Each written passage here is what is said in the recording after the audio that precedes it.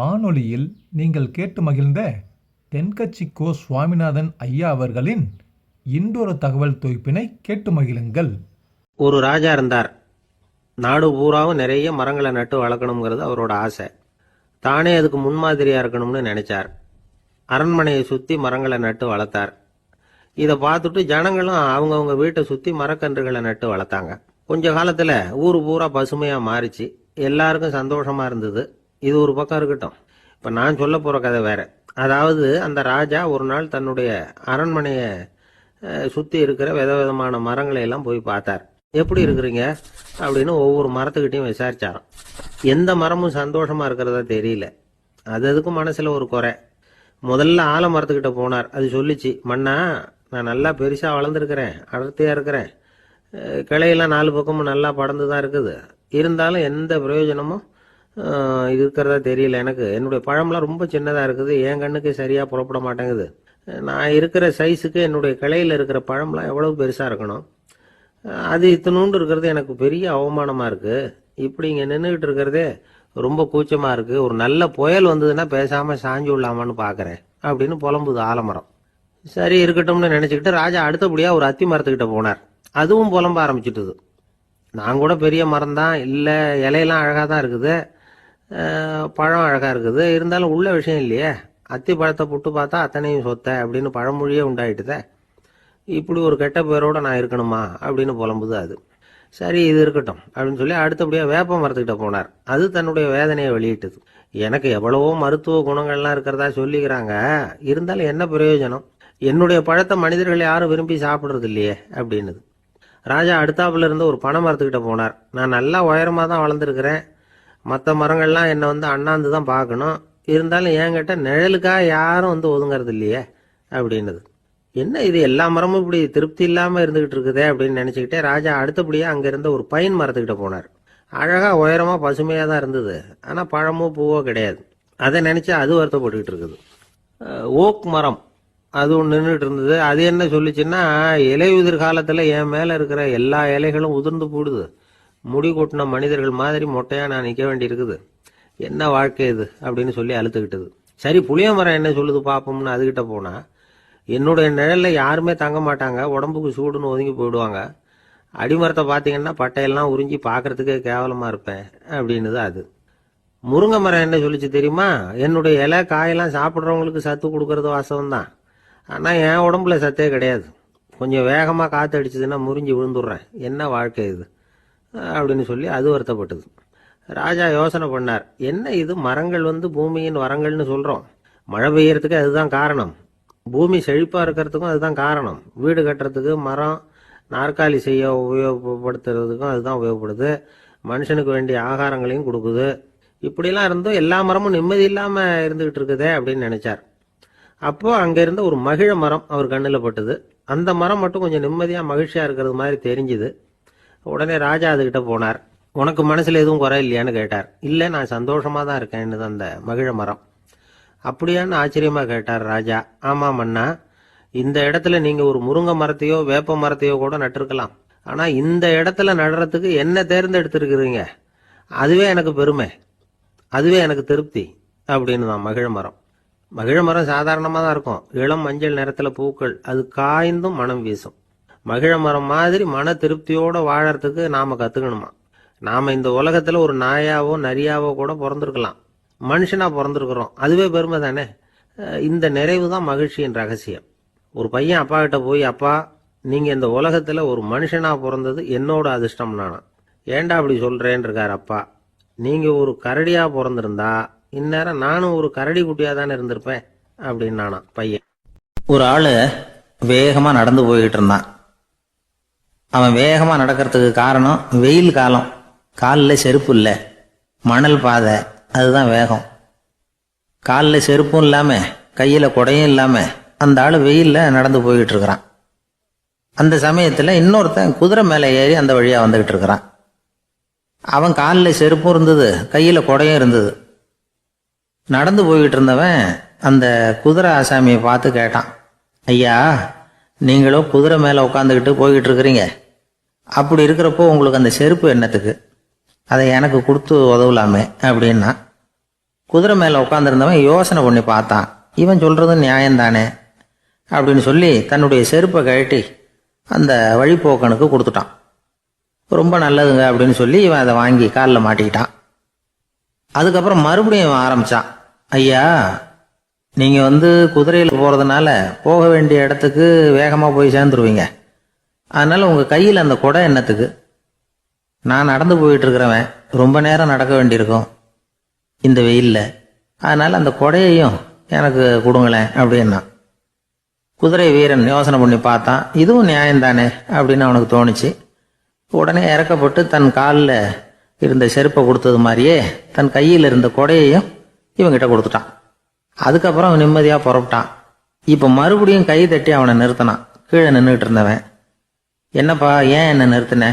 இன்னும் ஏதாவது வேணுமா உனக்கு அப்படின்னா குதிரையில் இருந்தவன்.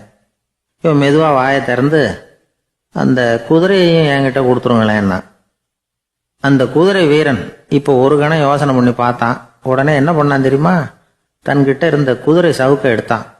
குதிரை சவுக்கால அந்த ஆளை வாங்குவாங்கன்னு வீசி தள்ளிவிட்டான். இவ்வளவு சவுக்கடியும் வாங்கிக்கிட்டு இந்த ஆள் என்ன பண்ணான் தெரியுமா? சிரிக்கிறான். அடி வாங்கிட்டு யாராவது சிரிப்பாங்களா? குதிரை வீரனுக்கு ஒன்றும் புரியல. என்னப்பா அது, ஏன் இப்படி அடி வாங்கிட்டு இப்படி சிரிக்கிறியே அப்படின்னு கேட்டான். இப்போ அந்த வழிப்போக்கன் சொல்கிறான், ஐயா, நான் இப்படி சிரிக்கிறதுக்கு காரணம் இருக்கு. இப்படி குதிரை கேட்டு உங்ககிட்ட அடி வாங்கலேன்னு வச்சுக்கோங்க, என் உயிர் உள்ள வரைக்கும் மனசில் ஒரு தவிப்பு இருந்துக்கிட்டே இருக்கும். செருப்பையும் கொடையையும் கேட்ட உடனே கொடுத்தவன் குதிரையையும் கேட்டிருந்தா கொடுத்துருப்பானோ அப்படிங்கிற பேராசையில் ஏங்கிக்கிட்டே இருந்திருப்பேன். இப்போ உங்ககிட்ட அடி வாங்கின பிறகு என்னுடைய அந்த சந்தேகம் தீர்ந்து போச்சு. என்னுடைய ஆசைக்கு எல்லை எது அப்படிங்கிறத எனக்கு புரிஞ்சுட்டுது அப்படின்னு சொல்லிவிட்டு அவன் நடக்க ஆரம்பிச்சிட்டானான். ஆசைக்கும் எல்லை உண்டு அப்படிங்கிறத விளக்கறதுக்காக வாரியார் சுவாமிகள் சொல்ற கதை இது. இந்த காலத்திலயும் ஒருத்தன் அது மாதிரி கொடை செருப்போட குதிரையில போய்கிட்டு இருந்தான். எதிரில் நடந்து வந்தவன், ஐயா உங்க கொடையை எனக்கு கொடுங்களேன்னு கேட்டான். உடனே அவன் குதிரையிலிருந்து கீழே குதிச்சு அவனை சாட்டையால் அடிக்க ஆரம்பிச்சிட்டான். இன்னொருத்தர் அந்த வழியா வந்தவர் இதை பார்த்தார். ஏன்பா அவன் கேட்டான், உன்னால முடியலன்னா இல்லைன்னு சொல்லிட வேண்டியது தானே, அதுக்காக ஏன் இப்படி அவனை போட்டு அடிக்கிறேன்னு கேட்டார். உங்களுக்கு விவரம் புரியாது சார், காலம் ரொம்ப கெட்டு போச்சு. கேட்டதை கொடுத்தேன்னு வச்சுக்கோங்க, இந்த குதிரையே என்னோடது, அவன் திருடிக்கிட்டு போறான் அப்படின்னு என் பேரில் புகார் கொடுக்க ஆரம்பிச்சிருவான் சார் அப்படின்னா. அது எப்படி அவ்வளவு உறுதியா சொல்றேன்னு கேட்டார் அவரு. ஏற்கனவே அது மாதிரி ஒருத்தன் பேரில் புகார் கொடுத்துட்டு தான் இந்த குதிரையை நான் தள்ளிட்டு வந்துகிட்டு இருக்கிறேன் அப்படின்னார். ஒரு ஊர்ல ஒரு கோயில் இருந்தது. ரொம்ப பழைய கோயில். உள்ள போறதுக்கே பயமா இருக்கும்.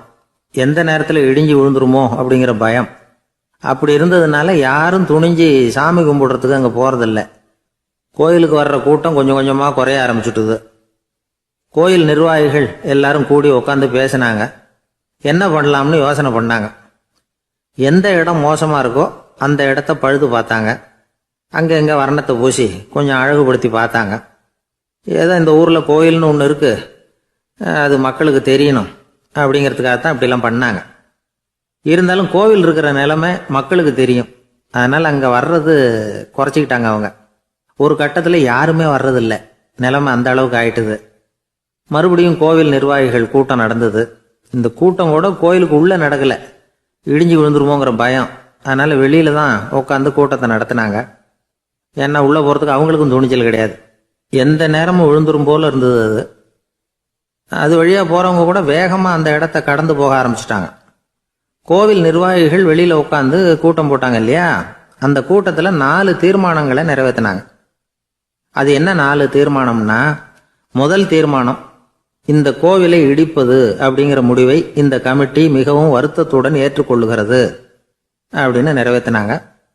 இதுக்கு பதிலாக இன்னொரு கோவிலை உடனடியாக கட்டி முடிச்சுடணுங்கிறது 2வது தீர்மானம். 3வது தீர்மானம் என்ன தெரியுமா? பழைய கோவிலின் கதவுகள், அதிலிருந்து பிரித்து எடுக்கிற செங்கல், இதையே புது கோவில் கட்டுவதற்கு பயன்படுத்தி கொள்ள வேண்டியது. பழைய கோவில் இருந்த மாதிரியே அதே வடிவத்தில் புது கோவிலையும் கட்ட வேண்டியது. பழைய கோவிலின் அஸ்திவாரத்தை அப்படியே வச்சுக்கிட்டு அதுக்கு மேலே நாம் கோயிலை கட்டிக்க வேண்டியது. இதுதான் 3வது தீர்மானம். இதையும் கமிட்டி முழு மனசோட ஏற்றுக்கிட்டது. இது வரைக்கும் சரி. இப்போ அந்த கமிட்டி 4வதா ஒரு முக்கியமான தீர்மானத்தை கொண்டுகிட்டு வந்து அதையும் ஏகமனதாக நிறைவேற்றி விட்டுது. அது என்ன தீர்மானம்னா, புதிய கோவில் கட்டி முடிக்கிற வரைக்கும் பழைய கோவிலை இடிக்கிறதில்லை அப்படிங்கிற தீர்மானம். எப்படி இருக்குது பாருங்க இது. பழசை இடிக்காத வரையில அதே இடத்துல புதுசாக எப்படி கட்ட முடியும்? பல விஷயங்களில் நாம் நடந்துக்கிற முறையும் இப்படி தான் இருக்குதான். வாழ்க்கையில் முன்னேறணும்னு ஆசைப்படுவோம். அதே நேரத்தில் அந்த முன்னேற்றத்துக்கு எது தடையாக இருக்கோ அதை விட்டு விடுறதுக்கும் மனசு வராது. வெளிநாட்டில் ஒரு பெரிய விருந்து நடந்துக்கிட்டு இருந்துதான். எல்லாரும் மது கோப்பையும் கையுமா அலைஞ்சிக்கிட்டு இருக்கிறாங்க. ஒருத்தர் மட்டும் கையில் எதுவும் இல்லாமல் ரொம்ப நல்ல பிள்ளையா சாதுவா ஒரு ஓரமாக தனியாக உட்காந்துருக்கிறார். அவர்கிட்ட நெருங்கி வாங்க மது சாப்பிடலாம் அப்படின்னு கூப்பிட்டாங்களாம். என்னை வற்புறுத்தாதீங்க, நான் என் மனசுக்குள்ள உறுதியாக தீர்மானம் பண்ணிவிட்டேன் அப்படின்னாராம். என்ன தீர்மானம் பண்ணியிருக்கீங்க அப்படின்னு கேட்டிருக்காங்க. ஏற்கனவே முழு போதையில் இருக்கும் பொழுது மறுபடியும் மது கோப்பையை தொடரதில்லை அப்படின்னு தீர்மானம் பண்ணியிருக்கேன் அப்படின்னாராம். பக்தின்னு சொல்றோம் இல்லையா, அது 3 வகைப்படும் அப்படிங்கிறார் ஒரு பெரியவர். அது என்ன 3 வகைன்னா, தெய்வ பக்தி, அடியார்கள் பக்தி, குரு பக்தி. அடியார் பக்தியை விட தெய்வ பக்தியை விட குரு பக்தி தான் ரொம்பவும் சிறந்ததுங்கிறார் அவர். தெய்வத்துக்கிட்ட செஞ்ச பாவம் குருநாதர்கிட்ட தீர்ந்துருமா, குருநாதர்கிட்ட செஞ்ச பாவம் தெய்வத்துக்கிட்ட போனாலும் தீராதான். இப்படி பெரியவங்கெல்லாம் சொல்லி வச்சிருக்கிறாங்க. ஒரு காடு, அங்கே அயோத தௌமியர் அப்படின்னு ஒரு தபோதனர். அவர் பல மாணவர்களை ஒன்றா சேர்த்து ஒரு குருகுலம் நடத்திக்கிட்டு இருக்கிறார். பல தரப்பட்டவங்க பல திறப்பட்டவங்க மாணவர்கள் அதில் சேர்ந்து படிச்சுக்கிட்டு இருக்கிறாங்க. பாஞ்சால ராஜகுமாரன் ஒருத்தனும் அந்த குருகுலத்தில் சேர்ந்து படிச்சுக்கிட்டு இருக்கிறான். அவன் பேர் ஆருணி. பெரிய இடத்து புள்ள, இருந்தாலும் படுப்பில் ரொம்ப கெட்டிக்காரனாக இருந்தான். அவன் தான் அங்கே முதல் மாணவன். ஒரு நாள் குருநாதர் அந்த அரசகுமாரனை கூப்பிட்டார். நம்ம குருகுலத்துக்கு சொந்தமான வயலில் தண்ணீர் பெருகி வெள்ளம் பயிரை அழிக்குதான், அதனால் நீ போய் மடையை அடைச்சிட்டு வந்துடும் அப்படின்னார். அந்த அரசகுமாரன் உடனே புறப்பட்டான். குருநாதர் சொல்லிட்டார்ல, உடனே புறப்பட்டான். நான் பெரிய இடத்து பிள்ளையாச்சே, ராஜகுமாரனாச்சே, ரொம்ப செல்வாக்கூட வளர்ந்தவனாச்சே, நான் போய் வயலில் இறங்கி வேலை செய்கிறதா அப்படின்னுலாம் அவன் நினைக்கல. குருநாதர் கட்டளையை நிறைவேற்ற வேண்டியது நம்ம கடமை அப்படின்னு நினச்சான். உடனே ஒரு மண்வெட்டியை தூக்கி தோளில் வச்சுக்கிட்டு புறப்பட்டு போயிட்டான். வயலுக்கு போனான். பார்த்தான், தண்ணி கரையை உடச்சிக்கிட்டு வயலுக்குள்ளே ஏகமாக பாஞ்சிக்கிட்டு இருக்குது. இவன் மண்வெட்டியால் களிமண்ணை புல்லோடு சேர்த்து புல் பத்த மாதிரி வெட்டி வெட்டி போட்டான். இருந்தாலும் மடையை அடைக்க முடியல. தண்ணி அதை மீறி வந்துக்கிட்டே இருக்குது. தண்ணி வேகமாக வயலுக்குள்ளே போய்கிட்டே இருக்குது. போடுற பத்தையெல்லாம் கரைஞ்சி கரைஞ்சி போயிட்டுருக்கு. இருந்தாலும் இவன் தன்னுடைய முயற்சியை கைவிடலை. வெட்டி வெட்டி போட்டுக்கிட்டே இருக்கிறான். காலையில் அங்கே போனவன் சாயந்தரம் வரைக்கும் இப்படி செஞ்சுக்கிட்டு இருக்கிறான். உடம்பும் மனசும் ரொம்பவும் சோர்ந்து போச்சு. இருந்தாலும் குருநாதர் இட்ட கட்டளையை நிறைவேற்றாமல் இருக்கிறோமேங்கிற ஒரு குறை அவனுக்கு இருக்குது. குரு கட்டளையை நிறைவேற்றாத நான் இன்னமும் இருக்கணுமா அப்படின்னு யோசனை பண்ண ஆரம்பிச்சிட்டான். என்ன செய்யலாம்னு பார்த்தான். நம்ம குருநாதர் இட்ட பணிக்காக இந்த உடம்பையே தியாகம் பண்ணலாம் அப்படின்னு முடிவு பண்ணான். தண்ணி பாயுதில்ல, அதுக்கு குறுக்க விழுந்து அப்படியே மடையை அடைச்சிக்கிட்டு அப்படியே படுத்துட்டான். இது மற்றவங்களுக்கு தெரியாது. அன்னைக்கு ராத்திரி ஒரு விளக்கு முன்னாடி உட்காந்து குருநாதர் பிள்ளைங்களுக்கு பாடம் சொல்லி கொடுத்துக்கிட்டு இருக்கிறார். வரிசையில் இருக்கக்கூடிய ராஜகுமாரனை காணலை. நம்ம ஆருணி எங்கே போனா அப்படின்னு சொல்லி மற்ற மாணவர்களை விசாரித்தார். இப்போ அவங்க சொன்னாங்க, சுவாமி, அவன் காலையில் வயலுக்கு மடையை அடைக்கிறதுக்காக போனான், நீங்கள் தான் போக சொன்னீங்க, இன்னும் திரும்பி வரல அப்படின்னு அவர் பையன். குருநாதர் உடனே ஒரு தீவெட்டி எடுத்துக்கிட்டு மாணவர்களை அழைச்சிக்கிட்டு வயலுக்கு போனார். அங்கே போய் பார்த்தா ஆளை காணும். ஆருணி ஆருணின்னு சொல்லி சத்தம் போட்டு கூப்பிட்டு பார்க்குறார். நான் இங்கே இருக்கேன் குருநாதா அப்படின்னு காலுக்கு அடியிலேருந்து ஒரு சத்தம் வருது. குனிஞ்சு பார்த்தா அவன் மடையில் படுத்துருக்கிறான். என்னப்பா இதுன்னார். காலையிலேருந்து இந்த மடையை அடைச்சி பார்த்தேன் சுவாமி, முடியல, அதனால் இப்படி குறுக்க படுத்துட்டேன். என்னை தாண்டறதுக்கு பயந்து போய் தண்ணியே தேங்கி நின்றுட்டுது அப்படின்னா. அவனுடைய குரு பக்தியையும் அவனை தாண்டறதுக்கு அஞ்சு நிற்கிற தண்ணி தேக்கத்தையும் பார்த்துட்டு எல்லாரும் ரொம்ப ஆச்சரியப்பட்டு போயிட்டாங்களாம். ஆருணி எழுந்திரிச்சு வா அப்படின்னு கூப்பிட்டாரான் குருநாதர். அவன் தண்ணீரை பொழந்துக்கிட்டு எழுந்திரிச்சு வந்தானான். அதனால் அவனுக்கு உத்தாலகன் அப்படின்னு ஒரு பேர். உத்தாலகன்னா தண்ணீரை பிளந்தவன் அர்த்தம். அந்த உத்தாலகன் மாதிரி இந்த காலத்து மாணவர்களுக்கும் குரு பக்தி வேணும் அப்படின்னு சொன்னோம் ஒரு பள்ளிக்கூடத்தில். உடனே நிறைய மாணவர்கள் எழுந்திரிச்சு நின்னாங்க. சார், நீங்கள் எங்களை இன்னமும் சரியாக புரிஞ்சுக்கலன்னு நினைக்கிறோம். அன்னைக்காவது ஒருத்தன் அப்படி இருந்தான், இன்னைக்கு ஏகப்பட்ட உத்தாலகர்கள் இருக்கிறோம். எங்கள் வாத்தியார் கட்டளையிட்டா இப்போவே அது மாதிரி வயலுக்கு போய் மடையில் குறுக்க படுத்துக்கிறதுக்கு இந்த வகுப்பில் உள்ள அத்தனை பேரும் தயாராக இருக்கிறோம் அப்படின்னாங்க. அப்படியா அப்படின்னு சொல்லி கேட்டோம் ரொம்ப சந்தோஷமாக. ஒருத்தன் ரொம்ப அடக்கமாக எழுந்திரிச்சான். அப்புறம் சொன்னான், ஆமாம் சார், வகுப்பில் இவர் நடத்துகிற பாடத்தை கேட்டுக்கிட்டு இருக்கிறத விட பேசாமல் போய் மடையில் படுத்துடுறது ஒன்றும் கஷ்டமான காரியமாக இருக்காது, அதனால தான் எல்லாரும் அங்கே போகிறேன்னு சொல்கிறோம் அப்படிங்கிறான். இந்த உலகத்தில் நாம் நல்லபடியாக இருக்கணும்னா அதுக்கு முக்கியமாக தேவைப்படுறது ரெண்டு. ஒன்று செல்வம், இன்னொன்று அறிவு. சரி, இது ரெண்டில் சிறந்தது எது அப்படின்னு ஒரு கேள்வி கேட்டால் என்ன பதில் சொல்கிறது? இதே கேள்வியை ஹஸ்ரத் அலி அவர்கள்கிட்ட கேட்டாங்களாம். அவர் ஒரு பெரிய அறிஞர். கேள்வி கேட்டவங்களும் சாதாரண ஆட்கள் இல்லை, இவங்களும் அறிஞர்கள். ஒரு நாள் ஹஸ்ரத் அலி அவர்கள்கிட்ட 10 அறிஞர்கள் வந்தாங்களாம். ஐயா, நாங்கள் 10 பேரும் உங்ககிட்ட ஒரே கேள்வியை தான் கேட்க வந்திருக்கிறோம், ஆனால் எங்கள் 10 பேருக்கும் நீங்கள் தனித்தனியாக பதில் சொல்ல முடியுமா அப்படின்னு கேட்டிருக்காங்க. அதாவது அவங்க ஒரே கேள்விக்கு இவர்கிட்ட இருந்து 10 விதமான பதில் எதிர்பார்க்குறாங்க. சரி கேளுங்க, என்ன கேள்வி அப்படின்னார் அவர். அப்போ தான் அவங்க கேட்டாங்களாம், செல்வம் அறிவு இது ரெண்டில் சிறந்தது எது? இதுதான் கேள்வி. ஹஸ்ரத் அலி என்ன பண்ணார் தெரியுமா? அவங்கள ஒவ்வொருத்தராக கூப்பிட்டார், ஒவ்வொரு விதமான பதிலை சொல்லி அனுப்புனார். முதல்ல ஒருத்தரை கூப்பிட்டார், சொன்னார், அறிவுங்கிறது தீர்க்கதரிசிகள், ஞானிகள், மகான்கள் இவங்களோட பரம்பரை சொத்து. ஆனால் செல்வம்ங்கிறது கொடுங்கோலரின் ஆயுதம், அதனால் அறிவு தான் சிறந்தது அப்படின்னார். ரெண்டாவது ஆளை கூப்பிட்டார், உங்ககிட்ட செல்வம் இருந்தால் நீங்கள் தான் அதை காப்பாற்றணும், ஆனால் அறிவு உங்களை எப்பவும் காப்பாற்றும், ஆகவே அறிவு தான் சிறந்தது அப்படின்னார். மூணாவது ஆளை கூப்பிட்டார், செல்வந்தனுக்கு எப்போதும் விரோதிகள் அதிகம், ஆனால் அறிஞனுக்கு நண்பர்கள் அதிகம், அதனால் அறிவு தான் சிறந்ததுன்னார். அடுத்தவரை கூப்பிட்டார், செல்வம் அடுத்தவங்களுக்கு கொடுக்க கொடுக்க குறையும், ஆனால் கல்விங்கிறது அதிகரிச்சுக்கிட்டே வரும், கொடுக்கறதுனால குறையாது, அதனால் அறிவு தான் சிறந்ததுன்னார். இன்னொருத்தரை கூப்பிட்டார், அறிவுள்ளவன் எப்பவும் அதை அடுத்தவங்களுக்கு வாரி வழங்கிக்கிட்டே இருப்பான், அதனால் அவங்ககிட்ட தாராளத்தன்மை இருக்கும், ஆனால் செல்வந்தன்கிட்ட கஞ்சத்தனம் தான் இருக்கும், அதனால் அறிவு தான் சிறந்ததுன்னார். ஆறாவது நபரை கூப்பிட்டார், செல்வத்தை கள்வர்கள் திருடிட்டு போக முடியும், ஆனால் அறிவை அப்படி திருடிட்டு போக முடியாது அப்படின்னார். ஏழாவது நபரை கூப்பிட்டார், செல்வம் கால ஓட்டத்தில் அழிஞ்சிரும், ஆனால் அறிவை கால ஓட்டம் ஒன்றும் பண்ண முடியாது, ஆகவே அறிவே சிறந்ததுன்னார். எட்டாவது ஆளை கூப்பிட்டு சொன்னார், செல்வத்துக்கு எப்பவும் எல்லை உண்டு, நிறைவு உண்டு, அளவு உண்டு, கணக்கு உண்டு, ஆனால் அறிவுக்கு அப்படிப்பட்ட எல்லை எதுவும் கிடையாது, அதனால் அதுதான் சிறந்ததுன்னார். அடுத்தவனை கூப்பிட்டார், செல்வம் உள்ளத்தில் உள்ள ஒளியை போக்கிவிடும், இருட்டை உண்டாக்கிவிடும், விரிந்த மனப்பான்மையை குறுகலாக்கிவிடும், ஆனால் அறிவு அப்படி இல்லை, இருண்ட உள்ளத்தில் ஒளியை பாய்ச்சி அதை விசாலப்படுத்துது, அதுதான் சிறந்ததுன்னார். கடைசியாக 10வது நபரை கூப்பிட்டார், செல்வம் மனசில் செருக்கை உண்டாக்குது, ஆணவத்தை ஏற்படுத்துது, அதனால் நானே கடவுள்னு நினைக்கிற அளவுக்கு மனுஷனை தாழ்த்தி விடுது, ஆனால் அறிவு பணிவையும் பண்பாட்டையும் வளர்க்குது, அதனால் அறிவு தான் சிறந்ததுன்னார். ஆக இப்படி 10 பேருக்கும் 10 விதமாக பதில் சொன்னது மூலமாக ஹஸ்ரத் அலி அவர்கள் அறிவு தான் செல்வத்தை விட சிறந்தது அப்படிங்கிறதுக்கு 10 காரணங்களை சுட்டி காட்டியிருக்கார். அந்த அறிஞர் 10 பேர் கேட்ட ஒரே கேள்விக்கு 10 பதில் சொன்னார். நமக்கு வேண்டிய ஒருத்தர் 10 பேர் கேட்ட கேள்விக்கு ஒரே பதில் சொல்லி சமாளித்தார். கேள்வி என்ன தெரியுமா? என்கிட்ட வாங்கின கடனை எப்பயா திருப்பி கொடுக்க போற? இதுதான் அந்த 10 பேரும் கேட்ட ஒரே கேள்வி. இந்த மாதம் 26ஆம் தேதி தந்துடுறேன் அப்படிங்கிற ஒரே பதில் சொல்லி அவ்வளவு பேரையும் இவர் அனுப்பி வச்சுட்டாராம்.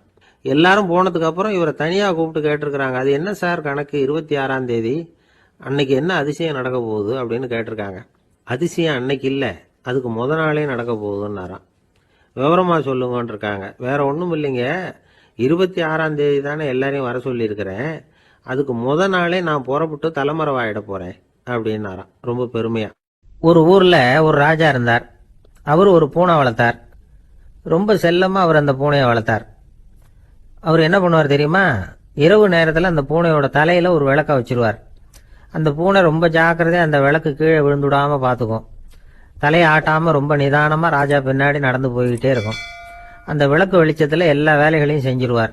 கையில் ஒரு விளக்கை தனியாக எடுத்துகிட்டு போக வேண்டிய அவசியமே இல்லை. விளக்கை தூக்கிட்டு போகிற வேலையை அந்த பூனை பார்த்துக்கும். அதனால் ராஜாவுக்கு அந்த பூனை மேலே ரொம்ப பிரியம். மந்திரிகளையெல்லாம் கூப்பிட்டு அவங்ககிட்ட சொல்லுவார், பார்த்தீங்களா இந்த பூனை எவ்வளவு விசுவாசமாக நடக்குது, என் பேரில் எவ்வளவு மரியாதை பார்த்தீங்களா அதுக்கு அப்படிம்பார்.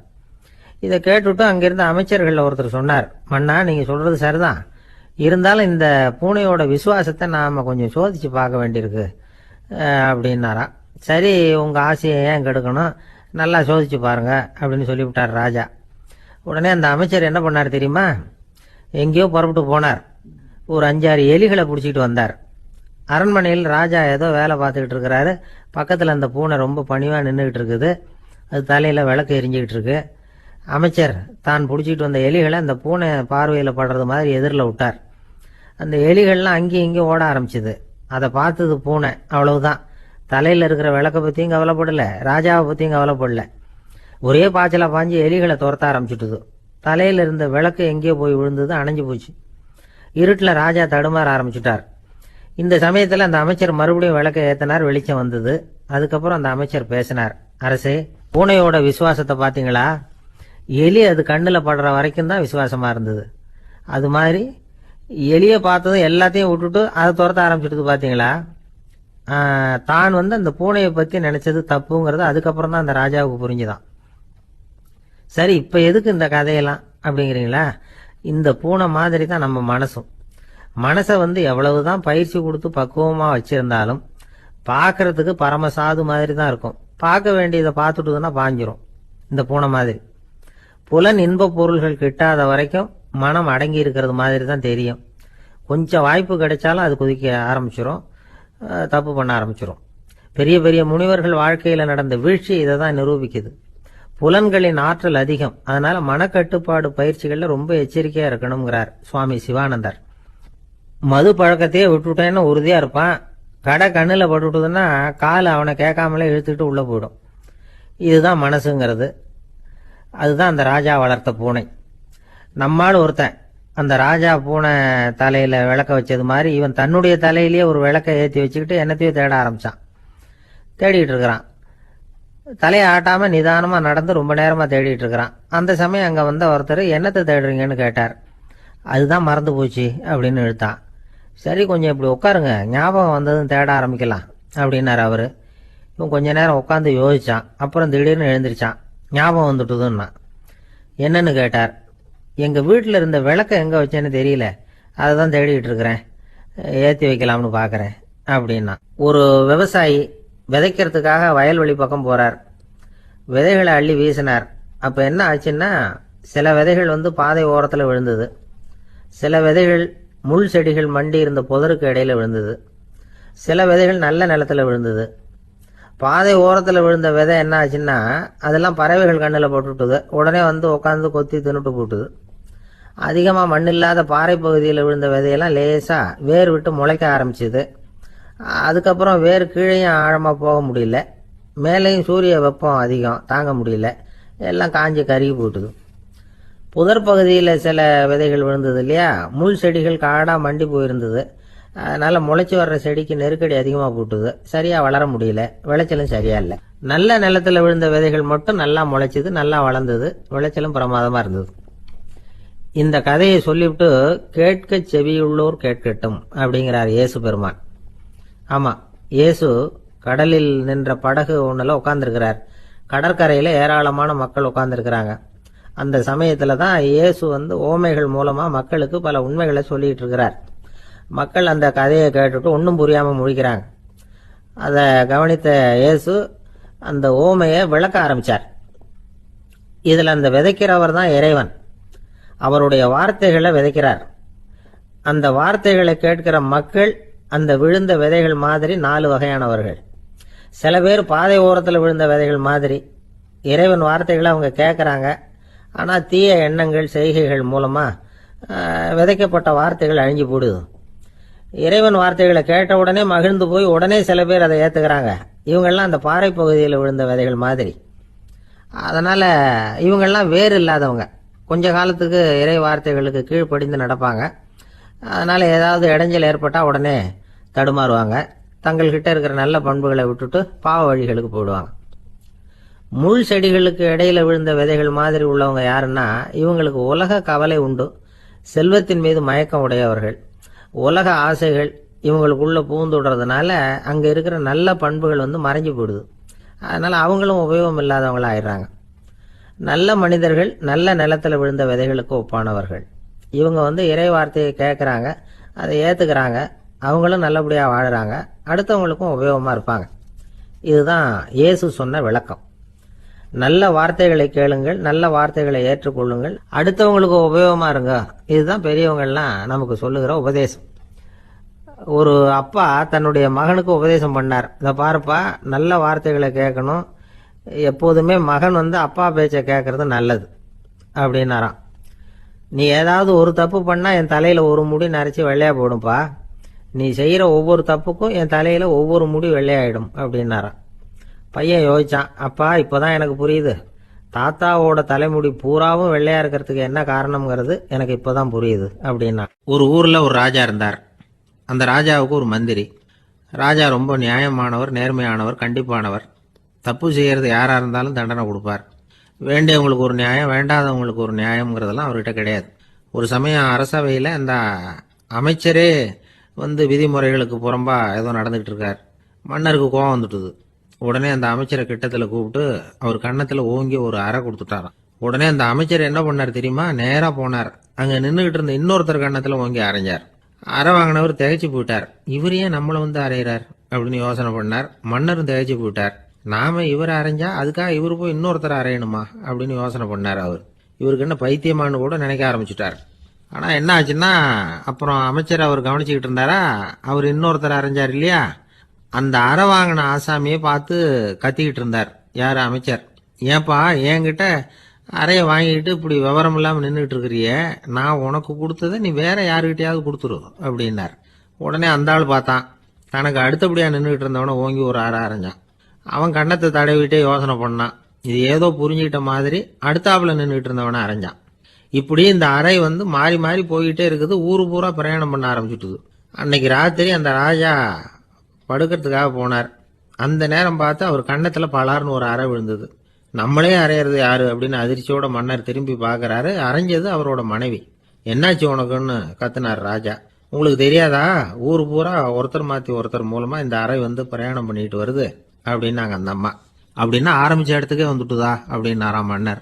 என்ன சொல்றீங்கன்னு கேட்டிருக்காங்க. இவர் விவரத்தை சொன்னாராம். அப்படின்னா நீங்க ஆரம்பிச்சு வச்ச இந்த விளையாட்டை நான் முடிச்சு வச்சுட்டேன் அப்படின்னாங்களாம் அந்த அம்மா. மறுநாள் காலை மறுபடியும் அரசவை கூடிச்சு அந்த அமைச்சர் மன்னரை பார்த்து கேட்டார், என்ன மகாராஜா, என்கிட்ட கொடுத்ததை திருப்பி வாங்கிட்டீங்களா அப்படின்னாராம். இப்படி நடக்கும்னு நான் எதிர்பார்க்கவே இல்லைன்னார் மன்னர். ஆனால் நான் எதிர்பார்த்தேன். அது எங்கே போயிட போகுது, ஊர் பூரா சுற்றி கடைசியில் உங்ககிட்ட தான் வந்து சேரும் அப்படிங்கிறது எனக்கு தெரியும் அப்படின்னார் அமைச்சர். இந்த கதை வந்து வேடிக்கையாக இருந்தால் கூட இதில் உள்ள கருத்து முக்கியமானது. இந்த உலகத்தில் பல கருத்துக்கள் இப்படி தான் மாறி மாறி சுற்றி வந்துக்கிட்டே இருக்குது. நம்மளும் ஒருத்தன் தன்னுடைய நண்பன் ஒருத்தனை கடத்தெருவில் பார்த்தான். உடனே ஓடி போய் பலார்னு ஒரு அறை கொடுத்தானா.